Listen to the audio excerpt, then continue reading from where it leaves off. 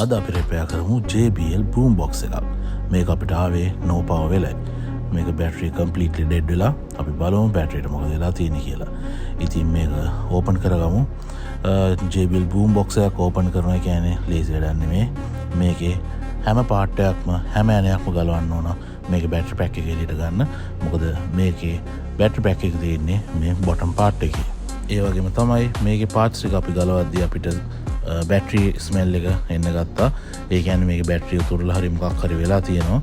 ඒකයි මේ විදිහට ස්මෙල් එක එන්නේ. ඉතින් මේ විදිහට හැම පාර්ට් එකක්ම ගලවගෙන ඉවරලා බැටරි පැක් එක මේ විදිහට එළියට ගන්නවා. මේ ඔරිජිනල් බැටරි පැක් එක ඩිසයින් කරලා තියෙන්නේ ලිතියම් පොලිමර් වලින්.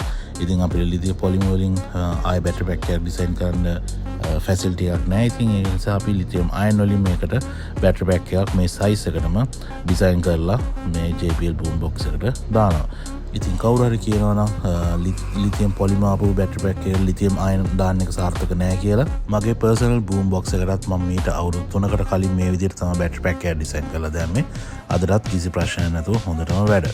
මේ පැක් එක ඩිසයින් කරන්න අපි 2500 මිලියම්ප් බැටරිස් 8ක් යූස් කරනවා. එතකොට මේකේ ටෝටල් කැපැසිටි එක 10000 මිලියම්ප් වෙනවා. ඒක තමයි ඔරිජිනල් බැටරි එකේ කැපැසිටි එක. අලුත් බැටරි පැක් එක ඩිසයින් කරන්න අපි මේකේ ආපු ඔරිජිනල් BMS එකයි වයර් හානස් එකයිම යූස් කරලා මේ විදිහට ස්පොට් වෙල්ඩින් කරලා වැඩේ නීට් එකට ෆයිනලයිස් කරගන්නවා. අපි මේ වගේ කස්ටම් බැටරි පැක් එකක් ඩිසයින් කරද්දී අපි උපරිම try කරනවා මේකේ තිබිච්ච ඔරිජිනල් තත්ත්වෙටම බැටරි පැක් එක ඩිසයින් කරන්න. ඉතින් වැඩේ ඉවර කරලා මේ විදිහට PVC wrappings දාලා ඔරිජිනල් විදිහටම වැඩේ ෆයිනලයිස් කරනවා. ඉතින් ඔයාලටත් ඔයාලගේ party box, boom box, extreme versions වල batteries replace කරගන්න ඕන නම් මේ විදිහට අපිව contact කරගන්න. මේ විදිහට අපිට ඔරිජිනල් තත්ත්වෙටම battery pack එකක් හදලා දෙන්න පුළුවන්.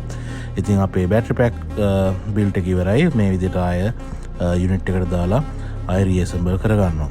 මේකේ challenging part එක වෙන්නේ ගලවපු වෙන ඔක්කොම එකක්වත් ඉතුරු වෙන්නේ නැතුව ආය high කරගන්න එක තමයි.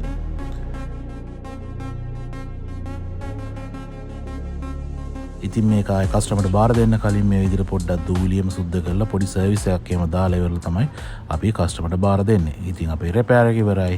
දැන් චෙක් කරන ටයිම් එක.